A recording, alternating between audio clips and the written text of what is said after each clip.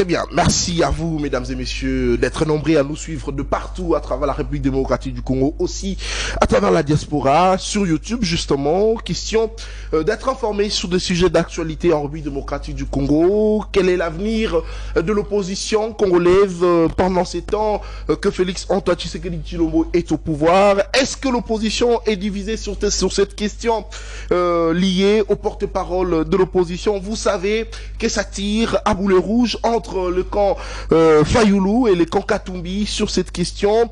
Je dirais, le camp Katumbi, de bonne foi qu'il est, ils ont saisi Fayoulou. Question de discuter sur cette question du porte-parole de l'opposition. Vous avez tous suivi la réponse comme ça du secrétaire général de l'ECD, M. De Vos-Kitoko, qui a demandé au camp Katumbi de pouvoir préparer et manger. En français, il dit Bolamba Bolia Tokoyate. Pourquoi cette réponse face à une question combien importante? Surtout, il faudrait rappeler que cette question du porte-parole de l'opposition, c'est justement constitutionnel, raison pour laquelle l'opposition parlementaire, justement représentée comme ça par la majorité de députés d'Ensemble pour la République de Moïse Katumbi, a voulu que cette opposition puisse cette fois-ci avoir un porte-parole de l'opposition. Mais pourquoi le camp Fayoulou refuse-t-il? On va aussi réfléchir sur la position comme ça de Moïse Katumbi sur certaines questions d'actualité en laissant un tout petit peu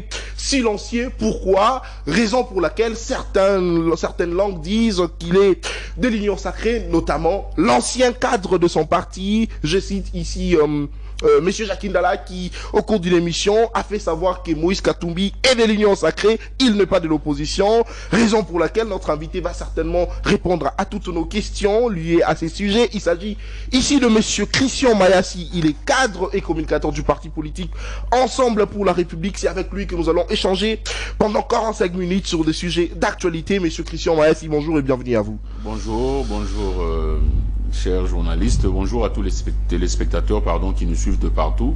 J'espère que nous allons passer un bon moment de partage et de réflexion cet après-midi. Très bien, un moment de partage et de réflexion cet après-midi sur ce plateau de CML13 Télévision. Elle est avec moi, Madame Tania, pour la co-présentation. Bonjour Madame Tania et bienvenue. Bonjour Monsieur Nathan, merci. Bonjour Monsieur Christian Maessi, merci pour votre disponibilité. Je salue également tous les téléspectateurs du magazine CML chez vous qui nous suivent en ces nets moments. Merci. Très bien, allez, c'est parti pour le 45 minutes d'échange. Monsieur Christian Mayassi, bienvenue à vous, votre première participation à cette émission depuis son existence. Allez, c'est un plaisir pour nous parce que nous avons toujours l'habitude de recevoir certains cadres d'ensemble, mais pas vous, c'est une première fois. Merci d'avoir répondu à notre invitation. Allez, dès l'entame de cette émission, nous allons parler de cette question du porte-parole de l'opposition. C'est constitutionnel, oui. Mais cette question suscite beaucoup de réactions au sein de l'opinion congolaise. Quelle lecture faites-vous jusqu'à cet instant? Bon, comme vous venez de le dire, l'opposition, le porte-parole de l'opposition est une personnalité qui doit être choisie selon la loi par les députés et sénateurs de l'opposition au sein des institutions. Donc, nous sommes arrivés à ce point-là parce que la loi dit que 30 jours après l'investiture du gouvernement, l'opposition doit se réunir pour se choisir un porte-parole.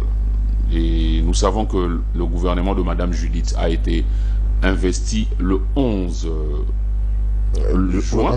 Ouais. Donc au 11 juillet, nous devons déjà avoir un porte-parole. Et avant cela, la loi nous dit aussi que nous devons élaborer un règlement d'ordre intérieur. Voilà. Raison pour laquelle Ensemble pour la République, étant le parti majoritaire au sein des institutions, donc au niveau de l'Assemblée nationale et du Sénat, en ce qui concerne l'opposition, nous avons écrit à d'autres partenaires, à d'autres partis politiques qui se réclament de l'opposition, mais qui ne sont pas au sein de institutions. Oui. Donc nous avons aussi écrit à ceux qui sont au sein des institutions, notamment Nouvel Élan, et Avançons MS et les autres. Donc nous avons vu la réaction de l'ECD au travers les réseaux sociaux, une lettre qu'ils ont publiée disant que ça ne leur concerne pas, qu'ils ne viendront pas. Nous comprenons leur décision, Nous respectons leurs décisions. Vous savez, nous sommes en démocratie. C'est tout à fait normal que les CID, en tant qu'organisation politique, puissent réfléchir et donner des réponses lorsqu'on lui pose des questions ou lorsqu'on lui demande d'adopter telle ou telle position par rapport à l'actualité du pays. Ce que nous n'avons pas du tout apprécié, c'est le fait de faire croire à l'opinion qu'Ensemble pour la République travaille avec ce régime ou est de connivence avec M. Félix Tshisekedi. Ce qui n'est pas du tout le cas. Moïse Katumbi et Ensemble pour la République ne sont ni de près, ni de loin liés à ce régime, parce que pour nous, ce régime est là à la suite d'une fraude électorale qui a été organisée du 20 au 27 décembre. Nous avons vu comment est-ce que la CENI et l'Union Sacrée se sont organisés pour voler à ce peuple ce pouvoir-là de choisir librement ses représentants. Donc nous sommes ni de près ni de loin en connivence avec le pouvoir en place. Moïse Katumbi est un homme responsable. Le parti Ensemble est un parti sérieux. Certes, nous prenons des positions, et parmi ces positions, nous avons dit clairement que la CENI de M. Kadima ainsi que sa famille politique ont organisé une grande fraude électorale à l'issue duquel M. Félix Tshisekedi a été proclamé président de la République. Donc nous allons dire cela à notre population, que le gouvernement ou le régime actuel est issu d'une fraude électorale. Nous le dirons toujours. Et nous ne pouvons pas en fait tendre la main ou approcher ceux-là qui ont obtenu le pouvoir de manière à contourner le peuple ou de manière à voler la victoire d'une autre personne. Parce que nous avons la certitude et nous avons des preuves qu'au soir du 20 décembre 2023, c'était Moïse Katumbi qui était largement en avance par rapport à tous les autres candidats. Là, nous le connaissons, nous le retenons aussi. Mais au-delà de tout, nous avons dit que notre pays devait commencer à avancer. Parce qu'aujourd'hui, il y a 3 formes d'opposition qui se forment dans notre pays. La première, ce sont des personnes qui ne font pas partie des institutions, qui disent qu'ils ne viendront pas aux élections, qui ne vont pas participer à rien du tout. Le FCC et les autres. La deuxième opposition, ce sont des personnes qui disent qu'il n'y a pas eu la légitimité en 2018. Il y a une fraude électorale en 2023 et ils ont choisi de prendre les armes. La troisième, c'est notre opposition, l'opposition de Moïse Katumbi et d'Ensemble pour la République. Une opposition responsable qui dit qu'on ne peut pas brûler le pays. Parce que Tshisekedi et Kadima ont fabriqué les résultats des élections. On ne peut pas brûler le pays à cause de ça. Nous devons continuer à mener ce combat, même au sein des institutions. Donc, mais nous n'oublions pas que nous venons d'une élection qui n'a pas été organisée de bonne manière. Nous le disons et nous le dirons toujours. Monsieur Félix Tshisekedi n'a pas de légitimité. Nous le rappellerons à notre peuple, mais nous avons choisi, nous, au lieu de créer une crise politique, une crise sécuritaire ici, dans la capitale ou à l'ouest, pendant qu'à l'est ça tire déjà, pendant qu'il y a des armées étrangères dans notre pays, nous avons choisi la voie de la sagesse, la voie de la responsabilité, celle de continuer dans l'opposition républicaine au sein des institutions pour qu'enfin en 2028 nous puissions redonner à ce peuple ce pouvoir-là de voter librement et de se choisir librement ses représentants. Très bien. Alors, Monsieur Christian, mais les CID pensent que vous aviez tous dit devant la place publique qu'il y avait eu parodie d'élection, il y a eu simulacre en 2023, vous n'aviez pas reconnu le pouvoir de Félix Tshisekedi, vous n'aviez pas ici reconnu même les députés qui ont été élus selon l'Union Sacrée. Alors, les CID pensent que le fait de pouvoir accepter de se choisir un porte-parole de l'opposition, c'est légitimer le pouvoir que vous n'avez pas reconnu, Monsieur Christian. Non, ce n'est pas du tout le cas. Nous avons dit qu'il y a eu fraude électorale, nous n'avons pas eu de bonnes élections, nous les disons aujourd'hui et nous les dirons toujours. C'est le point de vue, le même point de vue que les CID et les autres partenaires que nous avons. Nous avons même appelé à l'annulation de ces résultats. Nous sommes Ensemble pour la République. Nous assumons nos propos d'hier, d'aujourd'hui et nous assumerons nos actes de demain. Et nous avons dit que nous sommes au sein des institutions, parce que nous avons au sein de cette institution-là nos députés à nous, qui n'ont pas reçu des machines à voter, qui ont battu campagne en toute difficulté, par respect à ce peuple-là, qui a fait le choix sur ces députés nationaux. Nous avons dit que nous allons rester au sein de l'institution pour mener ce combat-là. Si, pour les CID, rester ou avoir des députés au sein de l'Assemblée nationale, c'est un acte qui approuve la légitimité de M. Tshisekedi, alors pourquoi les CID a eu des députés qui ont siégé de 2018 à 2023? Martin Fayulu avait une suppléante qui a siégé à l'Assemblée nationale, qui a même obtenu une palissade. Ados Ndombas et les autres n'ont pas siégé. Ils ont été des députés pendant ce mandat. Ils ont reçu leur salaire de 21 000 $.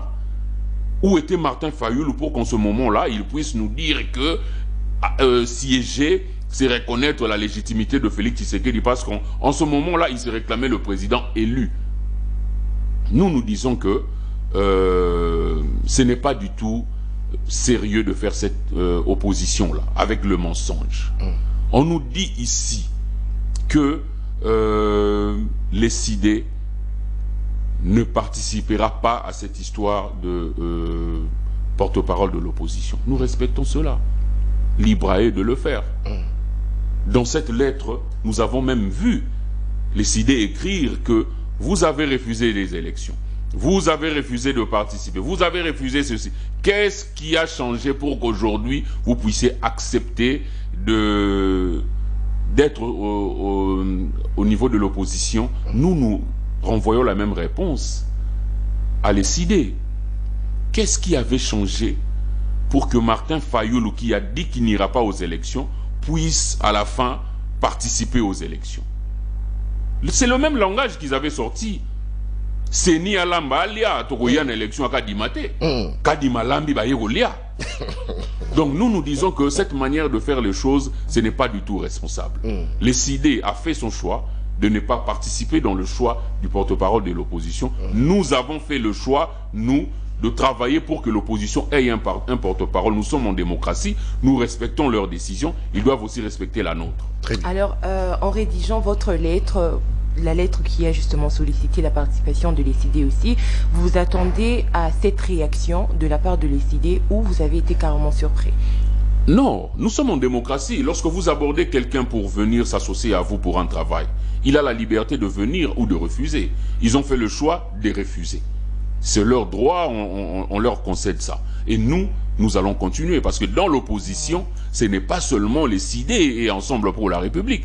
Il y a beaucoup de forces. La loi nous dit même que ce ne sont pas seulement ceux qui sont au sein des institutions, même ceux qui sont en dehors de l'institution, des institutions, pardon. Nous avons plusieurs formations politiques, plusieurs regroupements qui sont en dehors de l'opposition. Et nous, en toute responsabilité, nous avons dit que nous devons associer tout le monde, parce que l'opposition entre 2023 et 2028 doit être une opposition responsable. Nous ne devons pas être une opposition qui est basée sur une haine envers Félix Tshisekedi, une opposition qui va s'attarder à rebondir sur le communiqué sur Twitter pour créer du buzz, ou pour créer une actualité qui n'est pas sérieuse, ou brûler le pneu sur la route et tout ça. Nous avons dit que nous devons travailler pour qu'en 2028, le peuple retrouve cette légitimité-là. Pour qu'on n'ait pas de gens qui vont encore nous dire que nous avons gagné les élections, on a triché, tout ça. Et tout cela se prépare. Donc nous pensons que c'est irresponsable de la part de nos frères de l'ECD de dire que nous travaillons avec Félix Tshisekedi ou nous l'accompagnons, tout simplement parce que nous voulons choisir un porte-parole de l'opposition conformément à la loi. Okay. La loi portant statut de l'opposition, ce n'est pas une loi qui a été écrite par Moïse Katumbi. Cette loi a été écrite en 2007, et en 2007, Moïse Katumbi n'était pas dans l'opposition, Tshisekedi n'était pas dans le pouvoir. C'était plutôt l'inverse. Moïse Katumbi était dans la majorité et Tshisekedi était dans l'opposition. Très bien. Alors, vous dites que cela est constitutionnel, c'est reconnu dans la loi. Monsieur Christian, vous pensez que le moment est opportun pour discuter de cette question? Le moment est opportun parce que la loi nous dit, un mois après l'investiture du gouvernement, l'opposition doit se réunir pour se choisir un porte-parole. Nous sommes dans le délai. C'est pas nous qui demandons, ça c'est la loi. Donc si la loi nous disait que ça serait dans 6 mois ou 1 année, on aurait pu faire la même chose. Mais là, la loi nous dit que tout cela doit se faire en 1 année, et en 1 mois, pardon. Donc jusqu'au 11 juillet, nous devons avoir un porte-parole. Mais tout cela commence d'abord par l'élaboration d'un règlement d'ordre intérieur. Alors dans un contexte où le pays, on va dire la situation sécuritaire et économique est compliquée, l'opposition va d'abord se réunir pour tabler sur la question du porte-parole. Oui, oui. Ça fait aussi partie des prérogatives que la loi... Oui, mais l'urgence, c'est quoi? Non. L'urgence, les urgences... Là, on est dans des contextes... Les urgences, il y en a plusieurs. Nous nous battons pour ce pays. Nous voulons que le Congolais ait de l'eau à boire. Nous voulons que le Congolais ait de l'emploi, ait accès à l'électricité, aux soins de santé de qualité. Ce combat-là, nous n'allons pas l'arrêter. Nous allons continuer tous les jours, nous allons les faire tous les jours, sans cesse, jusqu'à ce qu'il y aura du changement. Et nous pensons que M. Félix Tshisekedi et l'Union Sacrée ne sont pas prêts à apporter ces changements au niveau de la population, raison pour laquelle nous nous organisons afin de mener une opposition constructive aussi. N'oublions pas que selon cette loi, l'opposition aussi a le droit de faire des propositions sur les questions majeures de la vie de notre pays. Mais déjà que vous parlez d'un régime issu de la fraude électorale, est-ce que la voix de l'opposition sera entendue? La voix de l'opposition sera entendue. Là, vous voulez me faire parler du nombre, parce qu'ensemble, on n'a que 18 députés et tout ça. Non, non, ce pays, nous avons eu la dictature de Mobutu. Mais il a fallu que des parlementaires s'élèvent pour commencer à lutter cette dictature. Ils étaient au nombre de 13. Lorsque nous parlons de Liaou, de Tshisekedi, de Gabriel Kyungu et Ngalula et tout ça, ils étaient qu'à 13 parlementaires. Et ils ont fait quelque chose qui a mis une machine en marche que nous servons même jusqu'aujourd'hui. Vous êtes chrétienne, je suppose, madame. L'évangile que nous prêchons aujourd'hui dans toute la terre a commencé avec Jésus et 12 personnes. Là, ce n'est pas un problème du nombre, c'est un problème de la volonté politique de chacun d'entre nous, parce que le Congolais ou le Congo ne changera pas parce que nous parlons beaucoup. Le Congo ne changera pas parce que nous détestons beaucoup Félix Tshisekedi. Le Congo ne se développera pas parce que on veut être l'opposant le plus grand et tous les autres doivent être derrière moi. Non. Le Congo se développera lorsque nous travaillerons dans l'unité, dans le sérieux et dans l'objectif d'emmener ce peuple à avoir des dirigeants qui seront véritablement choisis par le peuple. Alors il y a certaines indiscrétions, on parle de Congolais qui disent qu'ils auraient aimé voir l'opposition se réunir pour tabler sur la question de l'Est par exemple, qui jusqu'à présent continue de défrayer la chronique, plutôt que de s'unir d'abord pour la question du porte-parole. Non, l'opposition s'est toujours réunie pour défendre l'intérêt de la population. L'année passée, vous avez vu des marches être organisées. Oui, mais on a vu Martin Fayoulou, Ensemble pour la République, Matata Pogno, ensemble, marcher pour soutenir nos forces armées. On a vu tous ces partis politiques dans la rue pour réclamer que la vie chère cesse dans notre pays. Ce combat-là a toujours existé et nous, Ensemble pour la République, nous allons mener ce combat-là jusqu'à ce que la population congolaise puisse vivre le changement que nous souhaitons tous. Alors, M. Crifian fait aussi, je dirais, un problème lié à la confiance au sein de l'opposition de notre pays, justement, parce que le côté Fayoulou craint ceci. Premièrement, que le porte-parole de l'opposition, si simplement il est issu du parti politique Ensemble pour la République, puisse donner du béquille au pouvoir. Parce que hier nous avions, pas plus tard hier, nous avions réussi M. Préfet Pengue qui a émis une crainte comme quoi que le porte-parole de l'opposition peut être consulté par le président de la République. Et au sortir de cette consultation, il dit voilà, sur cette question, l'opposition prend telle position. Et ça pourrait justement mettre en mal les autres opposants qui peut-être auraient un avis contraire à ce que le porte-parole de l'opposition dit. Raison pour laquelle ils craignent que cette question puisse en tout cas s'aimer de troubles au sein de l'opposition congolaise. Non, pas du tout, je ne pense pas. Et nous, Ensemble pour la République, nous ne sommes pas de ceux qui changent d'avis sous pression, moyennant de l'argent ou des avantages. Dans ce pays, le peuple congolais retiendra qu'Ensemble pour la République était membre de l'Union sacrée. Nous avons quitté l'Union sacrée avec nos ministres. Mais c'est aussi sur ça qu'il y a crainte, justement, parce que Ensemble n'a pas reconnu en 2018 le pouvoir de Tshisekedi, Ensemble est allé à l'Union sacrée et Ensemble a quitté. Est-ce que c'est vraiment... vous pensez que cette manière de fonctionner du parti politique Ensemble de Katumbi, est-ce que vous pensez que ça donne en tout cas confiance aux partenaires de l'opposition? Nous sommes un grand parti politique, nous réfléchissons. Nous avons un leader qui est considéré comme étant un homme sérieux par tous les Congolais. Nous prenons des décisions et nous les assumons. Nous sommes venus dans l'Union sacrée à l'appel de M. Félix Tshisekedi, qui était en difficulté avec ses amis du FCC. Nous sommes venus, nous avons amené notre cahier de charge, cela a été rejeté. Nous avons vu que le RAM a été imposé à la population. Au sein de l'Union sacrée, nous avons dit clairement que le RAM était un vol. Et lorsque nous avons vu que l'Union sacrée n'était plus un lieu où l'intérêt de la population était considéré, nous avons claqué la porte. Nous avons quitté l'Union sacrée. Nous l'avons dit clairement, on ne l'a pas fait la nuit. On a dit qu'on a quitté l'Union sacrée et qu'on allait avoir à la présidentielle Moïse Katumbi, candidat président de la République, et nous l'avons fait. Nous ne sommes pas de ceux qui se renient. Nous ne sommes pas de ceux qui se contredisent leurs propres paroles. Nous, ce que nous disons quelque chose, nous le faisons, nous assumons.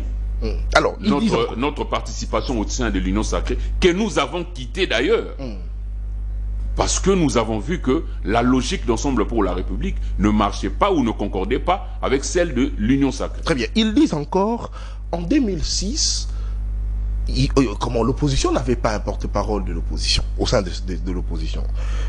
Permettez pour la tautologie. En 2011 également, il n'y avait pas un porte-parole. En 2018 également. Mais ils ont pu faire partir Joseph Kabila.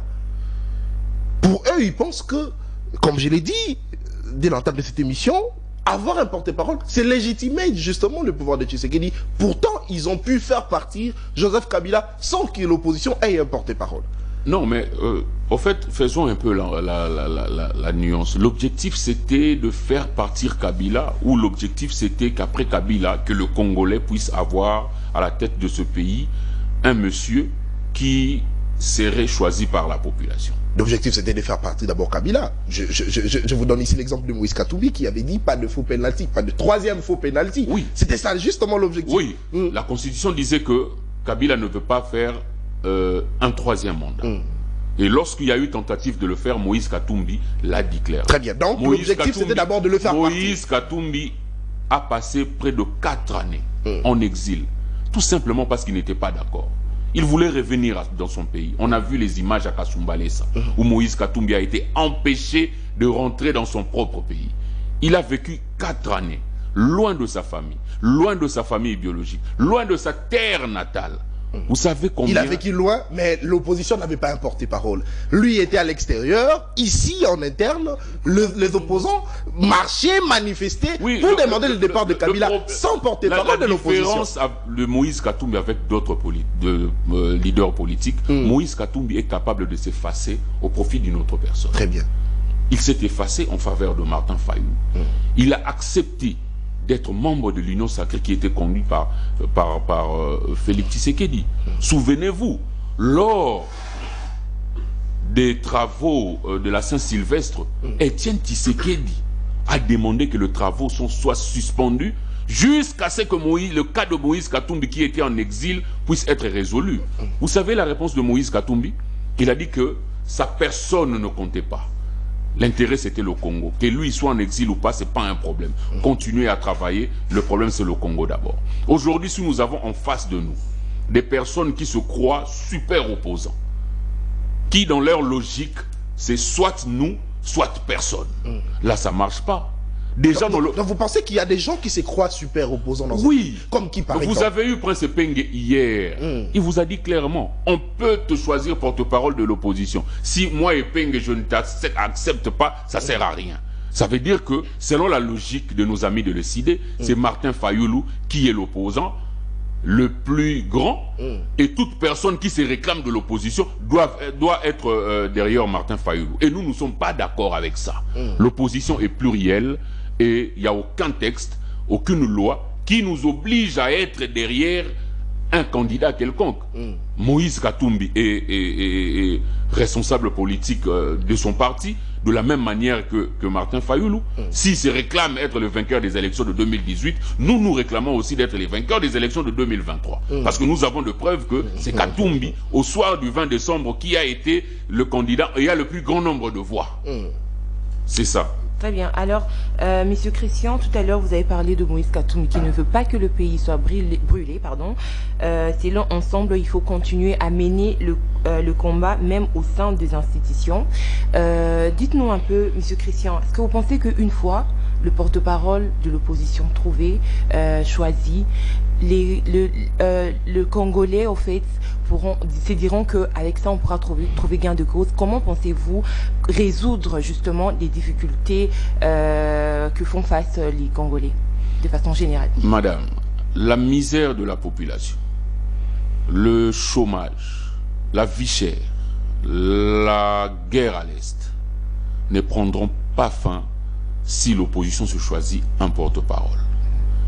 Le choix du porte-parole de l'opposition n'est qu'une étape dans un travail que nous allons faire dans l'avenir.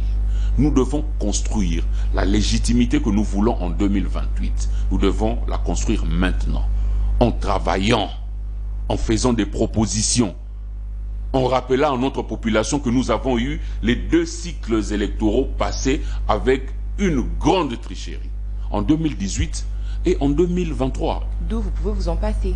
Non, pas du tout. Nous allons le faire selon la loi. Là, c'est la loi qui nous demande de le faire. Ce n'est pas une volonté personnelle de Moïse Katumbi à vouloir occuper ce poste ou quoi.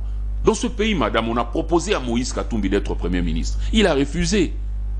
Et vous pensez que là où il est chez lui, l'important pour lui, c'est de s'accrocher à obtenir le poste de porte-parole de l'opposition? Non, nous avons un parti politique qui a un objectif, et notre objectif, c'est de conquérir le pouvoir aussi. Donc nous travaillons pour ça, et nous pensons que la population congolaise verra dans les années qui vont venir qui réellement fait un travail pour cette population-là.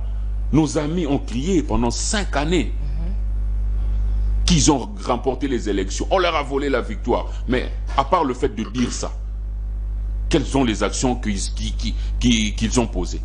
On est revenu en 2023 avec les mêmes problèmes. Et nous ne voulons pas avoir ces mêmes problèmes en 2028. C'est pour cela que nous appelons l'opposition à une organisation sérieuse qui commence d'abord par l'élaboration de ce calendrier ici, de ce règlement d'ordre intérieur. C'est ça le début. Vous pensez que si cela n'est pas fait, l'opposition va une fois de plus rater sa mission?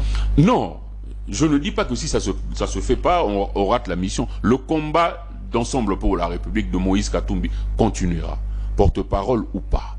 Nous avons commencé ce combat sans qu'on ait un porte-parole. On peut continuer ce combat sans avoir de porte-parole aussi. Ce n'est pas une nécessité pour nous, mais c'est pour besoin d'organisation que nous voulons que nous puissions avoir une opposition qui va travailler de manière contraire à ce que nous avons vu dans l'opposition dans les années passées. Pour besoin d'organisation, avec une opposition qui n'est pas unie, comment vous arriverez à vous organiser? N'est-ce pas un travail de plus? Non, mais moi je suis sûr que nous avons l'unité dans l'opposition.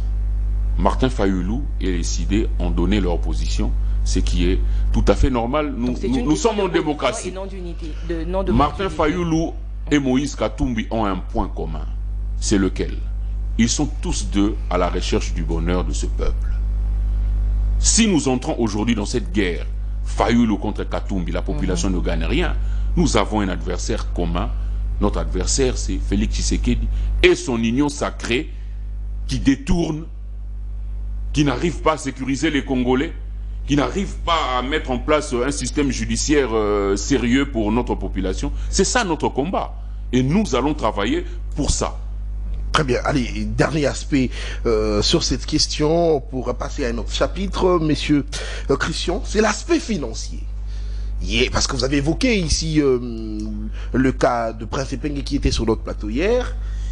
Il a aussi dit, est-ce que vous pensez que Félix Tshisekedi, pardon, vous qui faites l'opposition à Félix Tshisekedi, est-ce que vous pensez qu'il va vraiment accepter débourser l'argent pour remettre à l'opposition, parce que la loi voudrait à ce que le gouvernement puisse financer également l'opposition.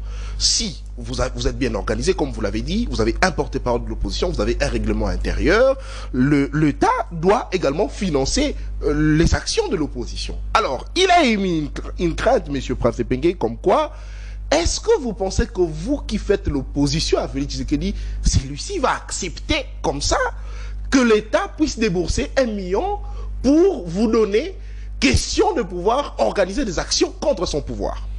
Bon, vous voyez, l'homme politique congolais est habitué à la corruption, débauchage et beaucoup de choses de ce genre. Nous sommes ensemble pour la République. L'argent n'a jamais été un problème pour nous. Non, l'argent n'a jamais été un problème. Mais M. Christian, vous savez, pour organiser des actions politiques, il faudrait avoir de l'argent. Oui, même de manifestations, il faut avoir l'argent. Ensemble pour la République vit des cotisations de ce membre. Ça veut dire pour nous, l'argent du pouvoir ou pas, nous allons continuer à mener notre combat. Parce que nous le faisons déjà maintenant sans recevoir un rond du gouvernement.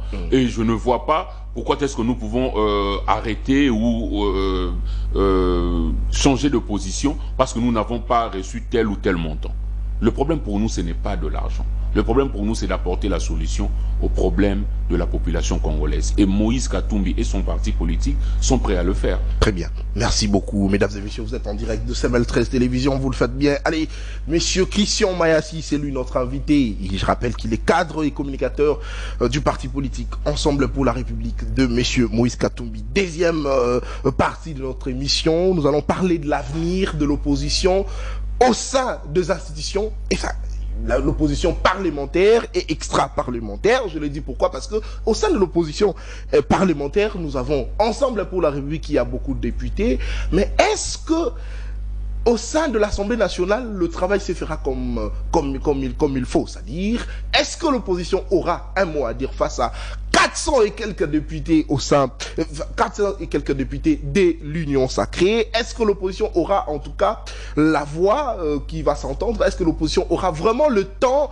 de pouvoir s'exprimer au sein de l'Assemblée nationale et que cela soit écouté? Mais à l'extérieur des institutions, nous avons monsieur Fayoulou qui n'a pas de député. Lui et Moïse Katumbi, ils ont toujours eu l'habitude de pouvoir être ensemble pour organiser des actions. Mais après, on constate qu'il y a en tout cas des tiraillements, comme quoi tel a fait ceci, tel a fait cela. Est-ce qu'avec cette opposition comme ça qui part en ordre dispersé aussi au sein au cours des élections, est-ce que cela va justement permettre à la population de pouvoir se retrouver? Parce qu'il faudrait rappeler ici que la voix de l'opposition fait en sorte que le pouvoir également puisse bien gérer, bien se comporter pour que l'opposition se retrouve aussi. La seconde question que je vais justement poser au cours de cette émission, celle de savoir qu'en est-il de la position de Moïse Katumbi face aux questions d'actualité, notamment la question sur le changement de la Constitution. Parce que je rappelle, je l'ai dit dans l'entame de cette émission, que M.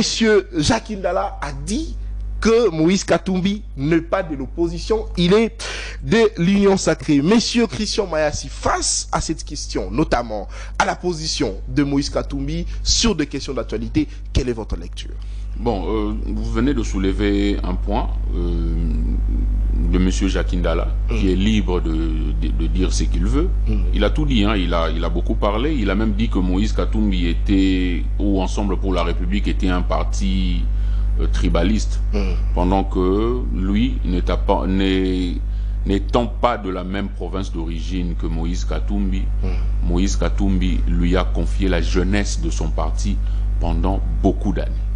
Donc je pense qu'à un moment donné, nous devons être reconnaissants et surtout sérieux lorsque nous abordons ces genres de sujets.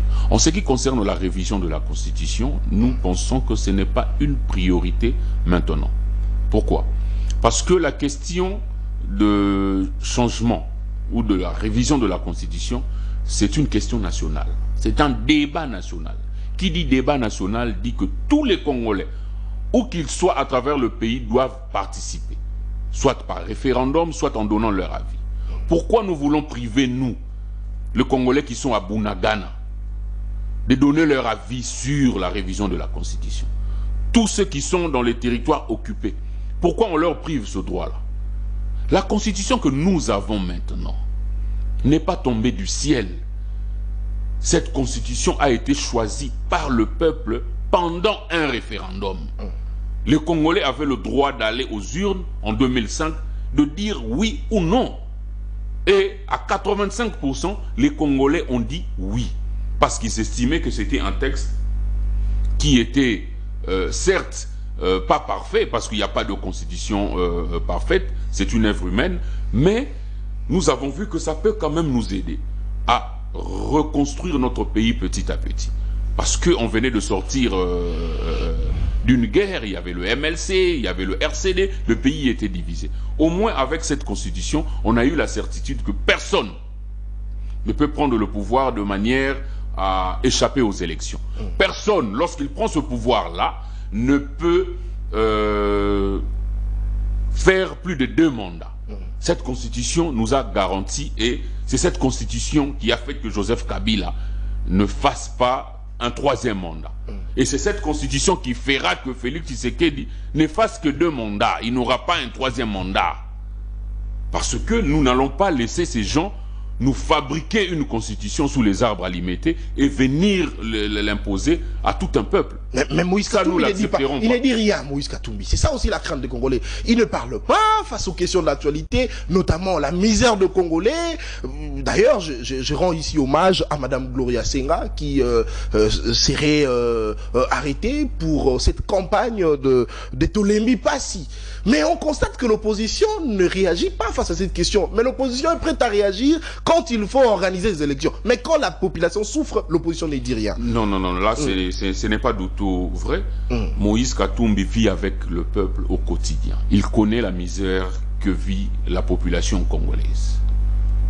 Il ne peut pas rester indifférent face à ce que le Congolais vit actuellement, face à l'insécurité à l'Est. On a vu pendant la campagne électorale, il a remis des denrées alimentaires aux déplacés de guerre. Moïse Katumbi a toujours compati au malheur ou à la misère de notre population. Et après? Il n'aime pas voir les gens souffrir. C'est sa nature. Les Congolais pourront dire qu'il a fait pour des intérêts d'être élu. Non, pas du tout. Moïse Katumbi, dans toutes les provinces de notre pays, il n'y a pas une seule province où Moïse Katumbi n'a pas posé un acte de générosité. Soit en construisant un hôpital, une école, une pharmacie, en donnant du maïs à manger, en cultivant. C'est quelqu'un qui travaille, qui aime ce pays et il est prêt même à donner sa vie pour ce pays. Donc pour nous, dire que Moïse Katumbi ne s'occupe pas de problèmes de la population, c'est ne pas vrai. Il est souvent silencieux. Non, mais Moïse Katumbi a plusieurs manières de s'exprimer. Il a un parti politique. Il a des porte-paroles, il a des constituteurs et tout ça. Oui, mais lui-même, lorsqu'il parle, vous sentez, ça a une différence quand le porte-parole s'exprime, justement. Oui, mais il parle. Moïse Katumbi est un homme qui pèse ses paroles. Moïse Katumbi ne prend pas sa parole à la légère. La parole de Moïse Katumbi a toujours été une parole d'honneur. Il ne revient pas sur sa parole. Moïse Katumbi n'est pas de ceux qui viennent vous dire qu'ils vont attaquer le Rwanda à la moindre escarmouche, et puis lorsqu'on nous attaque, ils ne font rien. Et ils cherchent des justifications. Moïse Katumbi n'est pas de ceux-là qui vont nous dire qu'au Congo, ici, il y a de pains qui sont fabriqués à base de manioc. Pendant qu'il n'y en a pas. Nous pensons que, pour nous, Moïse Katumbi c'est un homme de parole et sa parole a une valeur. D'où il ne faudrait pas la sortir. Non, il la sort quand c'est nécessaire. Il la sort à travers son parti politique, à travers ses communicateurs, dont je suis parmi, et puis de diverses manières. Donc pour nous, dire que Moïse Katumbi est indifférent face à la misère de la population, c'est faux. Très bien, parlons maintenant cette fois-ci de l'opposition parlementaire. Est-ce que vous pensez, Monsieur Christian, que avec à la tête de cette institution, Monsieur Vital Kamerhe, est-ce que vous pensez que l'opposition va vraiment avoir de quoi dire face à une majorité écrasante comme ça de l'Union sacrée, plus de 400 et quelques députés? D'ailleurs, nous avions vu au cours de l'investiture du gouvernement, M. Christian Mwando, qui était presque le seul à pouvoir, en tout cas, faire entendre sa voix, mais cela, en tout cas, ne suffisait pas. On aurait bien voulu avoir autant, mais qu'à cela ne tienne. Mais est-ce que vous pensez que vraiment, avec ces nombres réduits de l'opposition, au sein des opposants au sein de l'Assemblée nationale, quelque chose de bien pourra se passer? Nous croyons en la démocratie, nous croyons en nos valeurs. Avant tout, laissez-moi d'abord féliciter M. Vital Kamerhe pour son élection à la tête de l'Assemblée nationale et féliciter aussi l'honorable Inami Zimunongo qui a été élu rapporteur adjoint au sein de l'Assemblée nationale. Ce sont les deux personnes qui sont là de manière démocratique. Avec Vital Kamerhe, on a eu des primaires. Ça veut dire qu'il y a eu confrontation entre quelques candidats et on l'a choisi. La majorité a choisi Vital Kamerhe pour ce poste. Et pour Madame Dominique Munongo, il y a eu Constant Moutamba qui à cette époque s'est réclamé de l'opposition, bien que ce n'était pas vrai, il y a eu au fait un duel entre les deux et Madame Dominique Munongo est passée parce que les députés ont fait le choix de la vérité, le choix de l'ordre. Nous comptons sur Vital Kamerhe dans son sens élevé dans l'organisation des débats. Vous avez vu lors de l'investiture comment est-ce qu'il a pu quand même équilibrer les débats. L'opposition s'est exprimée, 2 ou 3 opposants se sont exprimés et nous avons vu que pendant la prise de parole de l'honorable Mwando, qui était d'ailleurs selon moi la prise de parole la plus pertinente, parce qu'il a soulevé des points très importants pendant sa prise de parole, nous croyons que nous pouvons faire quelque chose. Que il est presque le seul. Notre voix sera entendue. Ici, ce n'est pas question du nombre. C'est question d'avoir des hommes et des femmes de valeur. Même si on n'avait qu'un seul député, on allait être derrière lui pour qu'il fasse entendre, en fait, il puisse porter la voix de notre population qui souffre, qui n'a pas d'eau, qui n'a pas de route. Donc nous pensons qu'avec nos élus, qui sont d'ailleurs conscients des problèmes de notre population, nous pourrons faire entendre notre voix et notre voix sera entendue. Alors, parce que nous parlons de l'avenir de l'opposition, Monsieur Christian, vous pensez que l'opposition en RDC existe bel et bien? Oui, l'opposition existe et Moïse Katumbi Tchapoué en fait partie. Mais qu'est-ce dire des détracteurs qui disent qu'il n'y a plus d'opposition? Non, l'opposition est là. Vous savez, dans ce pays, nous sommes habitués à voir une opposition avec des injures, brûler de pneus. Joe Biden a des opposants chez lui aux États-Unis. Il ne brûle pas le pneu chaque jour dans les rues de Washington. Nous devons aussi changer notre manière de concevoir l'opposition.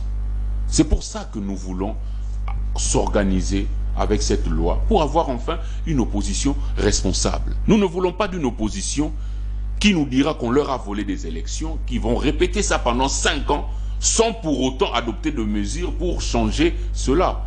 Aujourd'hui, nous commençons un travail, nous allons faire ce travail dans l'avenir pour qu'en 2028, le peuple retrouve sa légitimité qu'il a perdue en 2018 et en 2023. Parce que nous, ensemble pour la République, nous ne prendrons jamais des armes. Nous n'irons pas faire la rébellion.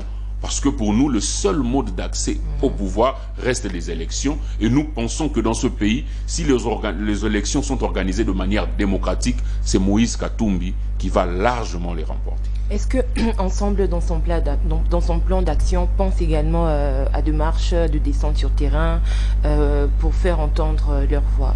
Oui, nous ferons des marches s'il le faut. Nous serons dans la rue.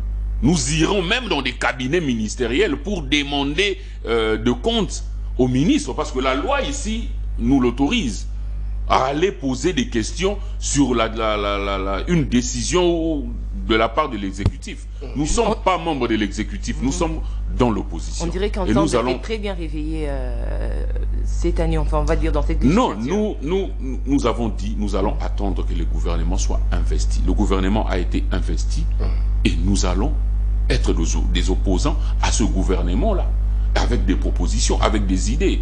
Nous voulons faire cette fois-ci une opposition intelligente. Vous allez voir que, au fur et à mesure que nous allons commencer à avancer, vous allez voir que notre voix sera entendue et vous serez même surpris du travail que nous allons faire pendant ces 5 ans. Et donc, la population congolaise, qu'est-ce qu'elle doit attendre du parti Ensemble pour la République? La population congolaise doit continuer à faire confiance à Moïse Katumbi, à croire en lui. Parce que pour nous... Pas qu'à l'aveuglette, c'est ce qu'ils disent. Hein. Non, parce que pour nous, Moïse Katumbi est la personne idéale pour les défis que nous rencontrons dans ce pays. Mais s'ils n'ont pas voté, vous êtes sûr qu'ils sauront lui faire confiance? Pourquoi vous dites qu'ils n'ont pas voté? Non, mais parce que la CENI a publié le Félix Tshisekedi comme président. Nous disons ceci, que les résultats de cette CENI, ce sont des résultats issus d'une fraude organisée depuis le départ. Nous n'acceptons pas que Moïse Katumbi a perdu ses élections. On ne peut pas dire que Moïse Katumbi a perdu ses élections pendant que les élections n'ont pas été organisées de manière correcte. Si l'Union Sacrée, les députés de l'Union Sacrée n'avaient pas reçu de machine à voter, si nous avons eu nos témoins partout, si Moïse Katumbi pouvait faire la campagne dans toutes les provinces sans être menacé, sans subir des injustices, en ce moment-là, même si Félix Tshisekedi remportait les élections, Moïse Katumbi allait être la première personne à lui adresser les félicitations. Mais nous ne l'avons pas fait parce que on a volé la légitimité du peuple. Le pouvoir du peuple a été volé et on a donné ça aux machines. On a vu ici les gens obtenir des machines chez eux à la maison en train de se faire fabriquer des résultats. Et dans ces conditions-là, il ne faut pas dire que Moïse Katumbi a perdu des élections. D'ailleurs, nous avons des preuves, nous, qu'à la nuit du 20 décembre, Moïse Katumbi était le candidat ayant le plus grand nombre de voix, largement supérieur à tous les autres candidats. Largement. Il a fallu 7 jours et 7 nuits à M. Kadima et sa famille politique pour renverser cette tendance et nous produire ce que nous avons vu comme résultat final. Très bien, merci beaucoup. Allez, nous terminons justement avec votre avis sur le gouvernement qui est déjà investi. Le vendredi passé, c'était le tout premier conseil de ministres, un conseil de ministres lié justement au contact entre le président de la République et les différents ministres. Votre lecture sur, je dirais, le casting de ces ministres et vos attentes justement à ces gouvernements, parce que vous avez dit, vous ensemble, vous allez faire l'opposition constructive, c'est-à-dire vous allez également proposer beaucoup de choses au gouvernement. Votre lecture en 2 minutes et puis nous concluons cette émission. Bon, d'entrée de jeu, le ministre, Madame la Première ministre, nous a dit qu'il y aura une réduction de la taille du gouvernement. On est passé de 56 à 54. Nous pensons que la réduction n'a pas été correcte ou considérable, on peut dire. Donc, il y a une différence d'un ou 2 ministres. Nous pensons que il y a eu, il pouvait y avoir des ministères qui pouvaient être scindés, par exemple. La jeunesse et le sport, pour ne citer que ce ministère-là. Au contraire, nous avons vu des ministres qui n'ont pas excellé dans le mandat passé, dans les fonctions qu'ils occupaient déjà, revenir dans ce gouvernement. Avec le nom que nous avons vu dans ce gouvernement, est-ce qu'on devait prendre 6 mois pour obtenir un gouvernement pareil? C'est quelque chose qu'on aurait pu faire en 3-4 jours, ce gouvernement. Il a fallu des discussions, pour qu'on nous fasse, on nous donne enfin un gouvernement où on nous dit qu'il y a des gens des Maniema qui ne sont pas représentés, malgré les 6 mois qu'ils ont pris. Donc nous pensons que sur le plan de la forme, c'est déjà pas correct ce qu'on a vu. Malgré les 6 mois. Christian Moindou l'a dit, que c'était du déjà vu et du déjà entendu. Tout ce que Madame Judith a dit devant les députés à l'Assemblée nationale, c'est du déjà vu, du déjà entendu. Donc ce sont des chapelets de bonnes intentions que nous pensons irréalistes. Et puis comment concevoir dans un pays avec de terres fertiles comme la nôtre, parmi les priorités du gouvernement, il n'y a pas l'agriculture.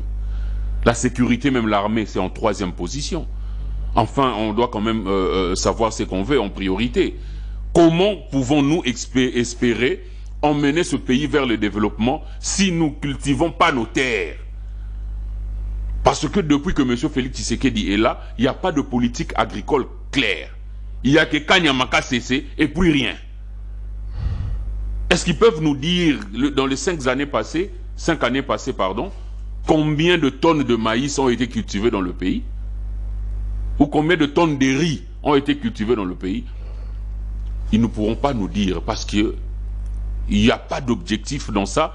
Ils n'ont rien produit durant ces 5 ans. Moïse Katumbi a dit que le mandat de M. Félix Tshisekedi était chaotique et c'était sur tous les plans. Très bien. Alors, on comprend qu'on déduit qu'Ensemble n'est pas satisfait du tout de la composition de ce gouvernement, mais on a quand même retenu qu'Ensemble est prêt à travailler, enfin, continuer le combat, même au sein des institutions. Alors, est-ce que si Ensemble se faisait consulter, le parti serait d'accord à travailler avec ce régime? Non. Nous ne serons pas d'accord à travailler avec ce régime. Pourquoi? Parce que ce régime, ou ce pouvoir, ou ce 2e mandat, n'est pas obtenu par des élections qui étaient bien organisées. Nous avons eu un simulacre d'élections. Tout le monde le sait.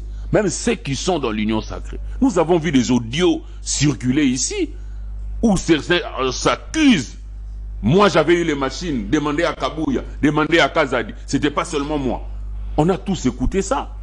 On ne peut pas tendre, même si Félix Tshisekedi nous tendait la main, on ne peut pas prendre cette main-là.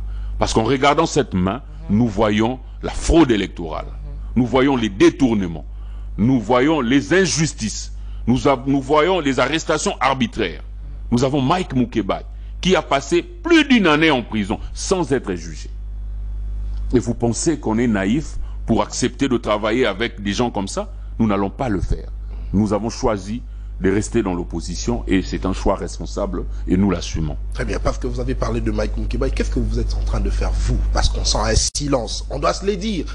Qu'est-ce que vous êtes en train de faire concrètement? Mais au stade actuel, tout ce que nous pouvons faire pour Mike Moukebaï, c'est de parler.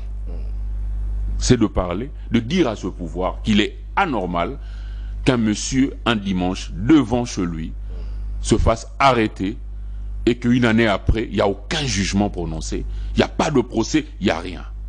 Nous ne pouvons pas bâtir un Congo comme ça. Et nous l'avons dit par l'entremise de l'honorable Christian Mwando, devant la première ministre, que fait Mike Moukebaï en prison? Si nous sommes réellement dans un état de droit, Mike Moukebaï devait être dehors, puisqu'on entend qu'il a tenu de propos à caractère tribal. Je pense même sur votre plateau ici. Qu'est-ce que Moukebaï a dit que Kabouya ne nous a jamais dit? Très bien. Kabouya nous a dit ici que les Kassaïens étaient des immigrés au Katanga et qu'ils ont fouillé la sorcellerie dans leur province pour aller chercher du travail ailleurs. Imaginez que c'était Moïse Katumbi, ou Christian Mwando, ou Mike Moukebaï, ou Daniel Safou qui auraient tenu ces mêmes propos. Qu'allait dire l'UDPS? Donc pourquoi 2 poids 2 mesures? Pourquoi Kabouya, lui, a le droit de dire tout ce qu'il veut, quand il veut et comment il veut, et les autres n'ont pas ce droit-là? Donc nous n'allons pas réagir de manière violente. Nous ne pouvons pas appeler nos militants à un soulèvement. Tout ce que nous disons, c'est que Mike Moukebaï est innocent. Il est en prison pour rien et nous demandons sa libération pure et simple, de la même manière que nous demandons pour Gloria Senga. Très bien, merci beaucoup. Allez, 1 année et presque 1 mois en prison, sans pour autant être jugé. Mike Moukebaï, mon aîné, mon grand frère, honorable, en tout cas beaucoup de courage à vous. C'est ça le combat, c'est ça la lutte, et nous n'allons pas baisser les bras. Nous allons continuer toujours à parler pour que vous puissiez, nous allons continuer toujours à dénoncer pour que vous puissiez être libre, parce que votre place n'est pas en prison, votre place est justement à l'Assemblée provinciale, comme vous étiez au cours de la législature passée. Votre place, c'est dans 2 plateaux de télévision en train de dénoncer, de critiquer la mégestion de ce pouvoir, parce qu'il faudrait critiquer et non insulter. Allez, courage à vous, cher honorable Mike Moukebaï. Alors, merci beaucoup, monsieur Christian. surtout que vous l'avez dit, 6 mois pour nous donner ces gouvernements, mais moi je m'étonne parce que 6 mois pour nous donner ces gouvernements, mais moi ce qui m'étonne c'est que 6 mois après, lors de la publication du gouvernement, on oublie le nom du ministre de la Justice, et ça s'est encore répété le jour de l'investiture. La première ministre a oublié encore le nom du ministre de la Justice, mais simplement que le président de l'Assemblée nationale, Vital Kamerhe, a rappelé à la première ministre que vous avez oublié le nom du ministre de la Justice, ce qui veut simplement nous dire que tout était fait à la hâte, et ça a été oublié. Allez, merci beaucoup, monsieur Christian. Vous avez 2 minutes pour la conclusion. Donc la conclusion, c'est que nous sommes des Congolais. Ce pays nous appartient tous. Et l'opposition existe bel et bien dans notre pays. Ici, il n'est pas question de se battre pour une position au sein de cette opposition, savoir qui est le plus grand et qui est le plus petit. Il s'agit ici de travailler pour la République. Nous respectons, nous ensemble pour la République, nous respectons nos partenaires politiques, nous respectons leurs décisions. Nous respectons la décision de décider de ne pas s'associer à nous pour ce travail concernant le porte-parole de l'opposition. Mais eux aussi doivent respecter notre décision à nous, qui avons choisi de continuer ce travail jusqu'à aboutir à un porte-parole. Nous saluons le combat de Martin Fayulu. Nous savons combien cet homme s'est battu et continue à se battre pour l'intérêt de notre population de la même manière que Moïse Katumbi. Donc ça sert à rien ce guerre inutile ou des propos à caractère injurié ou diffamatoire et tout ça. Nous ne voulons pas cela. Et moi je suis sûr que nous finirons par nous rencontrer et nous travaillerons ensemble. L'avenir nous a déjà montré que nous avons eu des divergences et on s'est rencontrés après pour adopter de positions communes. Donc nous croyons à l'avenir du Congo et de l'opposition congolaise, mais ce que nous voulons, c'est que l'intérêt général de la population puisse primer et que le Congo aille de l'avant. Très bien, et que le Congo aille de l'avant, que la volonté en tout cas du Congolais puisse primer, c'est ce qui nous importe plus. Monsieur Christian Mayassi, vous êtes cadre et communicateur du parti politique Ensemble pour la République. Merci à vous d'avoir répondu à toutes nos questions. Merci à vous aussi. Merci à tous les téléspectateurs de nous avoir suivis. Bye. Très bien. À Madame Tania, merci pour la co-présentation. Merci Monsieur Nathan. Merci également à Monsieur Christian pour vos explications. Je salue également et je remercie les téléspectateurs qui nous ont suivis de partout. Merci. Très bien. Merci beaucoup Madame Tania, surtout avec votre coiffure qui est admirée par beaucoup de personnes. Merci également à vous qui nous avez suivis. Merci au directeur technique de SML 13 Télévision, l'homme à la chemise blanche, Monsieur Glodine Zita. 30 jours, 30 chemises blanches, chose qui n'est pas du tout facile. Merci beaucoup à messieurs James Mouka qui nous a assuré, qui a assuré la réalisation de cette émission. Merci beaucoup à messieurs Rajabou qui est de nouveau papa de messieurs Rajabou Kouzikessa, j'ignore, je crois, quelque chose de pareil, mais certainement, il va me donner son nom que je pourrai le dédicacer la fois prochaine lorsque nous serons en direct de cette émission. Allez, merci à vous tous qui nous avez suivis de partout à travers la République. Monsieur Issa également, Issa Kazaka qui a été également à la régie, question de nous aider à réaliser cette émission. À vous qui nous avez suivis, merci de la confiance renouvelée à ces magazines, aussi à la chaîne de l'excellence et du professionnalisme. Restez amoureux du beau, de l'excellence et du professionnalisme. Au revoir.